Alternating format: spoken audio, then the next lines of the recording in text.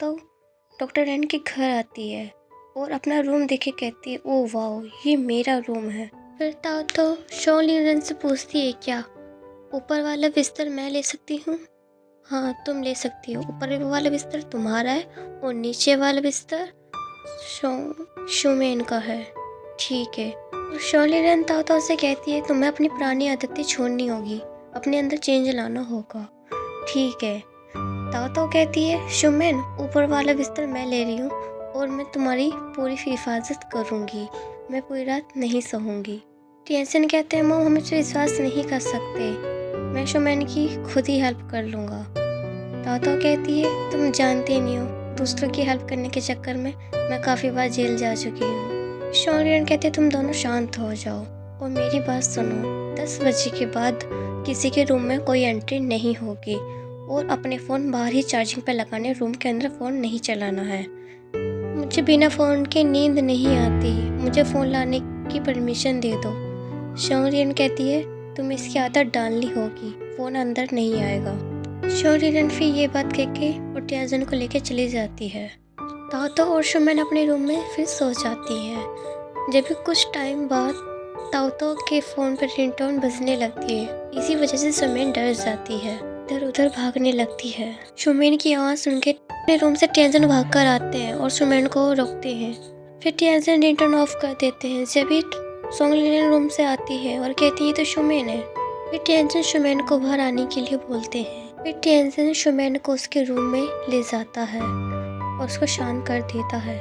Next scene में देखते हैं डॉक्टर रैन और शोलिन रैन बातें कर रहे होते हैं और कहते हैं, शुमेन को उसके घर छोड़िए कल सुबह को। नेक्स्ट सीन में देखते हैं टिएनसेन ताओ से कह रहे होते हैं, अपने फ़ोन की रिंगटोन चेंज करो।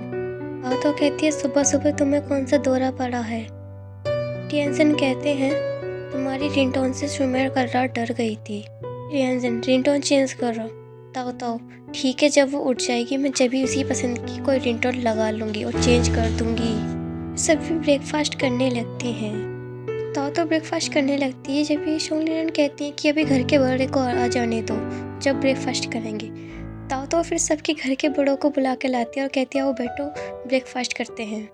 ताओ कहते हैं, अब घर के सारे बड़े आ गए, अब खाना स्टार्ट करो। शोलिन ताओ को रोक देती हैं। फिर सभी एक साथ मिलकर एक दूसरे की नर्व्स चेक कर रहे होते हैं।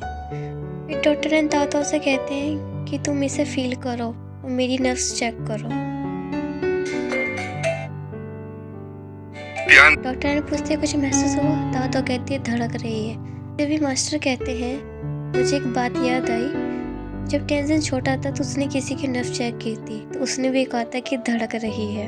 फिर डॉक्टर रैन कहते हैं, जब तुम नर्व्स चेक करना स्टार्ट कर दोगी तो तुम बीमारियां भी पता चल जाएगी नर्व्स की। जब तुम किसी की नर्व्स पकड़ोगी तो उसकी बीमारी पता चल जाएगी। ताओ कहती है, मुझे एक्सपर्ट होने में कितना टाइम लगेगा? जब तुम मन लगा के प्रैक्टिस करोगी तो तुम्हें बहुत जल्दी समझ में आ जाएगा। शुमेन और टिएनसेन आते हैं। ताओ कहती है, शुमेन, क्या तुम कल रात डर गई थी? ठीक हो? फिर सभी कहती है, ताओ सब आ गए, अब नाश्ता करें। फिर सभी नाश्ता करने लगते हैं। नेक्स्ट सीन में देखते हैं डॉक्टर रैन मेडिकल सेंटर में होते हैं। उनके पास एक बूढ़ी लेडीज नर्व चेक करवाने उनके पास एक बूढ़ी पेशेंट आती है और बताती है कि मैं बीमार हूँ। फिर डॉक्टर उनकी नर्व्स चेक करने लगते हैं। फिर बूढ़ी पेशेंट पूछती है कि मैं कितने दिन तक जिंदा रह सकती हूँ। डॉक्टर रैन कहते हैं, तुम्हें कुछ नहीं होगा, मैं तुम्हें ठीक कर दूंगा। डॉक्टर रैन कहते हैं कि मैं तुम्हें कुछ दवाइयाँ लिख दूंगा, उसको आपको नींद भी अच्छी आएगी। फिर वो बूढ़ी औरत वहाँ से जाने लगती है। ताओ उनसे कहती है, प्रिस्क्रिप्शन दे देना, वो आपको जड़ी बूटी दे देगा। ठीक है, मैं समझ गई। फिर ताओ डॉक्टर रैन को रोकती है, कहती है कि ताओ फिर जब भी डॉक्टर रैन से कहते, रुकिए, सुनो, मुझे आपसे कुछ कहना है, मुझे छुट्टी चाहिए। डॉक्टर रैन कहते, तुम्हें छुट्टी क्यों चाहिए? ताओ कहती है, नई नई जगह घूमने के लिए। वहाँ से जाने लगते हैं। जब भी उनके पास आते हैं और कहते हैं कि शुमेन के लिए जड़ी बूटियाँ आ गई हैं, उसका काढ़ा बनाना है, तो आप घर बनाएंगे यहाँ बनाएंगे? डॉक्टर कहते हैं कि उनमें जहरीले तत्व होते हैं, तो इसलिए घर ही नहीं बनाना, यहाँ बनाएंगे। ताओ कहती है, उसे जड़ी बूटियाँ वो कहती है कि मैं काढ़ा बना दूंगी। डॉक्टर कहते हैं कि तुम क्या काढ़ा बना दोगी? हाँ, मैं बना दूँगी, मुझे फ़ोन दे देना, मैं टाइम देखती रहूँगी और बनाती रहूँगी। डॉक्टर रेन कहते हैं पहले काढ़ा बनाओ, जभी मैं फ़ोन दूँगा। फिर वे इतनी बार कह के वहाँ से चले जाते हैं। फिर सभी मेडिकल सेंटर में एक लेडीज़ आती है और टेंशन उनको नर्स देखकर चेक करने लगती है। जभी कुछ टाइम बाद ही वहाँ से उस आती है और कहती है क्या आप लोग आ गए? ठीक है, मेरी मदद करो। फिर ताऊ तो उनको अंदर ले जाती है। फिर वो लेडीज़ कहती है कि तुम। फिर उन दोनों के बीच में मार पिटाई होने लगती है। फिर उन दोनों के बीच में लड़ाई होने लगती है। छोड़िए इन्हें, आप ये क्या कर रहे हो? फिर सभी उन दोनों को छुटाने लगते हैं। फिर डॉक्टर रेन और शोली रेन आती है और ये कहते हैं क्या हो रहा है? फिर उसमें से एक चक्कर खा के गिर जाती है। फिर डॉक्टर रेन उस लेडीज़ को एक्यूपंक्चर करने लगते हैं। फिर वो लेडीज़ बताती है कि मैंने ये जानबूझकर नहीं किया, मेरे हस्बैंड का किसी से अफेयर चल रहा था तो उसके साथ मैंने उसको देखा तो उसका एक्सीडेंट हो गया मुझसे, ये सब जानबूझकर नहीं किया। माँ शोलियन आ जाती है और उस लेडीज़ को शांत करती है। रैन को बाहर भेजती है कि आप उनको संभालिए। शोलियन कहती है कि अभी हमने एक्यूपंक्चर किया है तो प्लीज़ शांत हो जाइए। नेक्स्ट सीन में देखते हैं डॉक्टर रेन उस लेडीज़ के पास होते हैं और उसे कह रहे होते हैं और फिर डॉक्टर रेन कहते हैं कि वो लेडीज़ मर गई है।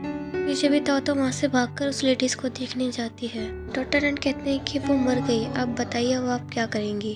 आपको पुलिस ले जाएगी, आपको जेल हो जाएगी, आपकी बेटी भी है। कहते हैं कि इसका जिम्मेदार भी सिर्फ तुम्हें ही ठहराया जाएगा। जब भी ताओ आती है और कहती है ओ माय गॉड, मैंने पहली बार किसी की डेड बॉडी देखी है। ये एपिसोड यहीं ख़त्म होता है।